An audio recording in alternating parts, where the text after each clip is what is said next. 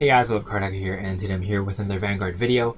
So today we got some really big news about overdress, which is the thing that they've been hyping up for the last half year. It's kind of like the new era of Vanguard, and it's pretty much a reboot because it's definitely very different from the V era and G era. So, and they did separate this into a new format. So now we have three different formats, which we'll talk about later. But let's just go over my thoughts on overdress. So one of the things that they're doing in overdress is that they are merging the clans together. So instead of having 20 something different clans, we have 5 different nations instead. So 6 different nations if you're including the Bermuda Triangle. But yeah, as you can see, we have the Keter Sanctuary, which is United Sanctuary. We have the Dragon Empire, which is Dragon Empire. We have Dark States, which is Dark Zone.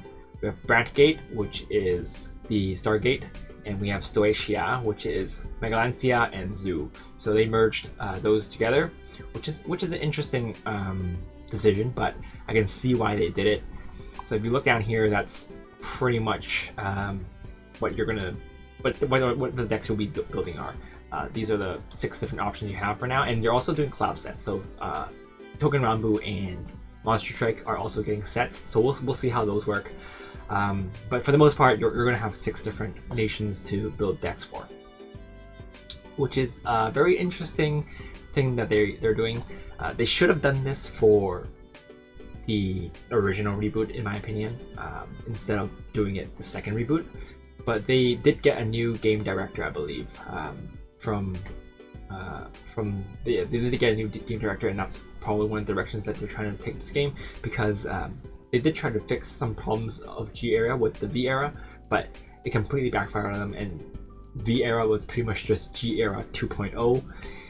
So that was definitely not something that Bushiroad wanted, and I'm guessing with this reboot they're probably hoping for this to be the final reboot. However, with 6 different nations instead of clans, I think it's easier to implement a rotation format. So I think a rotation, like a real rotation, is still possible, but at least it won't be like a full-on reboot where they just axe everything from G and before, or chop it up into segments like V Premium. Yeah, but I'm not sure. Maybe they're just trying to make this into an internal format game with this, but it's very hard to say right now. But for the most part, I'm okay with this. I'm actually more excited for this than I am for the V standard format. D is the way to go, in my opinion. That's one of the ways they could have fixed Vanguard. It could. One of the problems that they had with the V standard when it first started is that all the clans had to wait for their support, and with this way of doing things, all 5 of the main nations, not counting Lyrical Monasterio, which is Bermuda Triangle, they can get their supports every set. So you can have something, if you're playing one nation, one color nation, you can still have something to play with every single set, which is definitely very important for keeping a game alive, and especially since they're pretty much hemorrhaging players right now because everybody's like, oh, another reboot, I quit. So this is, I guess, one of the ways they can kind of bring people in. I guess it's also a way to bring new players into. Personally, from my perspective, I'm viewing this as a brand new game, because it's, besides the ride mechanic and stuff, it's very different from the original Vanguard. So that's why they call this Vanguard 2.0. Yeah, but I guess that they had to do what they had to do. I can see that they're trying to improve on their mistakes as done before. Hopefully they do it well this time, but only time will tell. But this is pretty much just information on the different nations now. Read up on that on your own time, and then we have, as you can see here, we have a D icon on the cards now, which means it's the D era. Potentially they could have another era later on, but for the most part right now it's D icon. If you're playing the D format, you have to use cards with a D icon. Yeah, so they're explaining why they are doing this here. You can have a look at that. Another thing that they are doing that I think they're doing right is they're removing VRs. So there's no VRs now. It's all triple rares and below. And they also have a DSR. It's a rare ultra valuable card that every booster will have. So I'm not sure if this is just an alt art, like an ASR, or if it's going to be something like a secret in Digimon. If they do DSRs and it's like it's not alt art, it's going to backfire. I don't think it's going to work very well. But if they make it an alt art and it's just for collector's value, I think that's something that I think that's okay. Also, there's going to be foil versions of R and C cards. So I believe every pack will have a holo, which is pretty good. It's for players, for rarity holders who like to max bling their decks.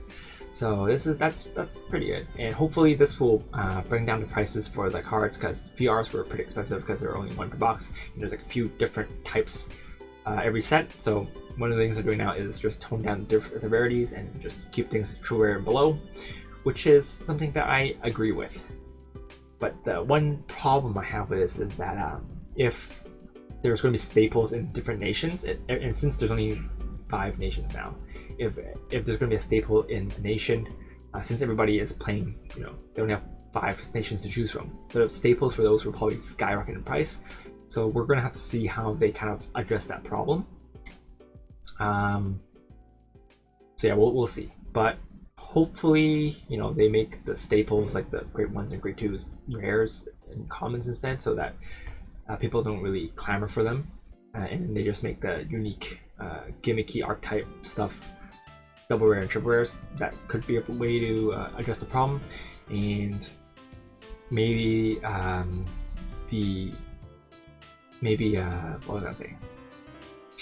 Maybe they can introduce they can also increase the drop rate of the cards, and that can also help with addressing the problem with the cost. But right now, I guess they're competing with, because Japan has a lot of different card games they're competing with, and Digimon released last year in May, and they are going the low cost route of doing card games. So I can see that Bushiroad might be trying to get some good faith back from their players. It's really hard though, because they betrayed our trust twice, and this is coming from someone who before the V era, I bought every single product that they released, and I had every single G deck. So I definitely lost a lot of faith in them. Yeah, so we're looking at the formats now. So you guys can see there's the standard, which is all the cards with the D icon only. We have standard, which changed to V premium, so it's all the cards that can use the stuff from the V era only. They are going to be supporting the V era, I believe. So they have something called a V collection or something like that, something like a fighters collection that is for the V sets. So if you are only playing the V standard or V premium, you can still play that format. But if you want to play everything, like something like a premium, you're going to play premium. So they have 3 formats now. I don't think that's going to work out very well, because they could barely keep premium and V standard alive. So I think having 3 formats is not very good. I think sooner or later V premium is just going to be premium, and yeah, I think right now they're just having V premium to keep the people who started in V happy. But yeah, I don't know how well that's going to work out, because especially in the Asia market, the premium formats don't do that well. Usually people are just playing standard. That applies for Hong Kong. Mainly I'm playing Hong Kong, so this is where I'm getting my information from. And even my friends, none of them are, I guess some of them will build premium decks sometimes, but for the most part they're just going to play standard. Sometimes maybe when the premium collection comes out, they play that, but for the most part it's just standard. Next, they have the ride deck introduced, which is only applicable to the to standard now, like the D standard. It's not applicable to premium or V premium. Makes sense. But this is very, very good because with this, you can fix the problem of getting great stock. Like you can have, you can go max power every single game because you're not gonna be, you're not gonna blame it on getting great stock. It's definitely very interesting, and these will these are rulings for the ride deck. You have to have different sleeves in the ride deck, but the ride deck, the 4 cards in your ride deck, are counted towards the 50 cards in your main deck, which is pretty interesting. It's interesting. But yeah, there's no more quick shields or anything like that. So if you want to read up on these rules in more depth, you can go to the official Vanguard website. But just gonna glance over this real quick. Ride deck's 4 cards. It's just your grade 0, 0, 1, and 3. And here's the one thing now, I'm like, why did they do this? It's the over trigger. As you can see, when you damage check this, you get 100 million power, and you get to negate that damage. And when you reveal it for a drive check, you get 100 million power and an additional effect. And you only get to play this 1 per deck. So I'm not really sure why they did this, because it's a super stacky mechanic, and it's gonna feel really, really bad and salty when you lose to this. But yeah, I'm not really sure why this is a thing, but it is. That's interesting. It's interesting. No other comment. I'm just kind of like, they did for overdress. They did a lot of things right, but this is one of the things I think they're doing wrong. But who knows? Maybe I'm wrong. Maybe I'll really love the over trigger. And here's another thing I think they did really, really well, and that's that the start decks, the trial decks, they're all going for 4 USD for one. It's 333 yen for one in the Japanese version, which is really, really cheap. It's really, really cheap. But we don't know how many of each card is in it. If they follow the V standard era and have 4 of each, then having a full playset of the cards in the trial deck for $4 is really a really good deal. This will definitely be something to entice the people who lost faith in Bushiroad to at least try the game. They're gonna try it. They're like, okay, none of my stuff in the V era is worth anything anymore, but I can try this game, and it's only $4. So, I can spare it $4, or 330 yen. So it's going to be even cheaper for me in Hong Kong. So,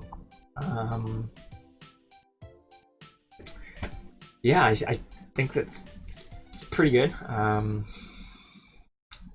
This is one of the things that I think they're right, and they're also releasing all.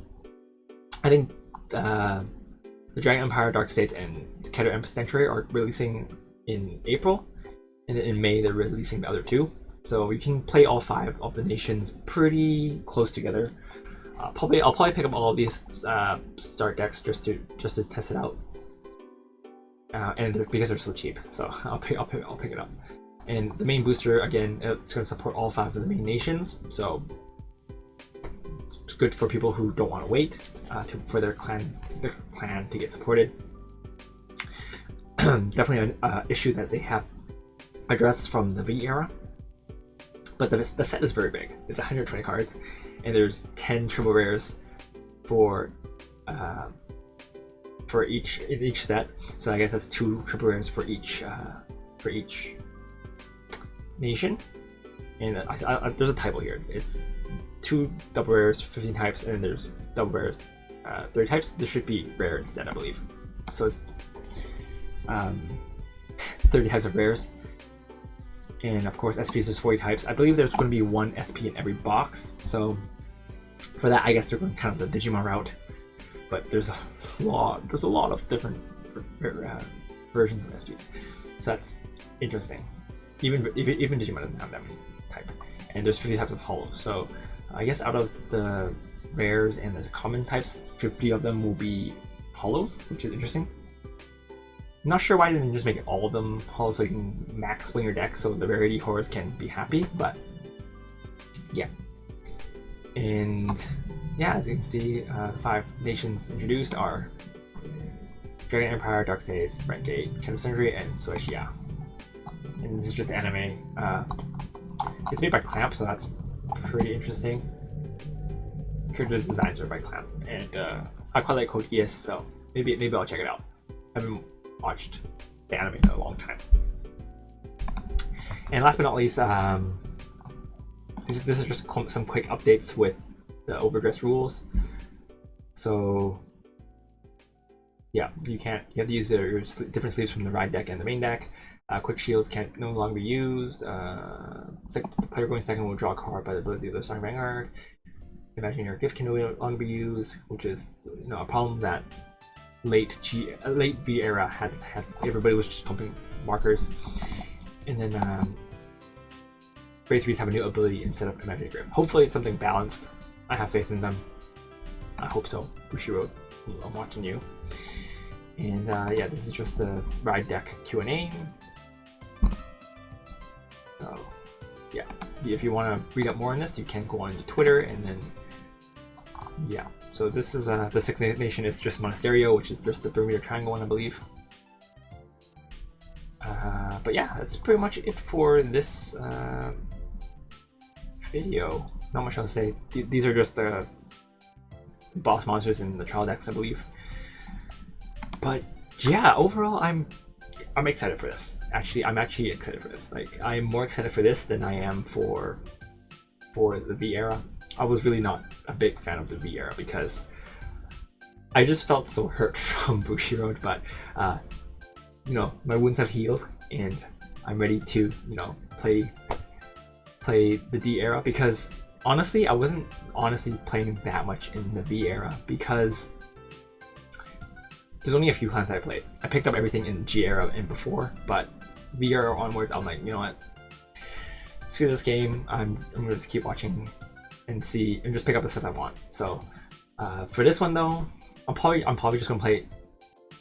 I don't know what I'm gonna do yet, but if you guys didn't know, I got engaged 2 weeks ago, so I'm trying to save money for the wedding. So I'm probably not gonna invest too much money on card games for the time being. I'll probably come back later on when the game is more developed, but I'll definitely pick up the trial decks first, just to see how the game is like in a new format. We'll see what I do for the new booster pack, but yeah, I'll pick up these trial decks because they're so cheap. But that's pretty much it for this review, guys. Or that's pretty much it for this video. Those are my thoughts. What do you guys think? What do you guys think about the new format? Are you guys into it? Are you guys not into it? Let me know what you guys think. But overall, we'll see. There's definitely a lot of people that are probably going to quit because of another reboot, and I do have concerns about Bushiroad trying to keep 3 formats alive. It's probably not going to work out very well, but the premium format is very, very popular in the West, so they're probably going to at least keep premium alive for the West. But V premium, I think it's not going to do that well. But I don't know how they're going to support the legacy sets. I think the V premium collection will get support for Raging Form and Tetra Drive. So hopefully that's gonna stay alive for a bit, and yeah, we'll see. But for the most part, I'm probably not gonna play or invest that much in the V standard anymore because I just don't have the money to do that. So that's pretty much it for this video, guys. Hope you guys enjoyed it. This is Card Haku, and I'll see you guys next time.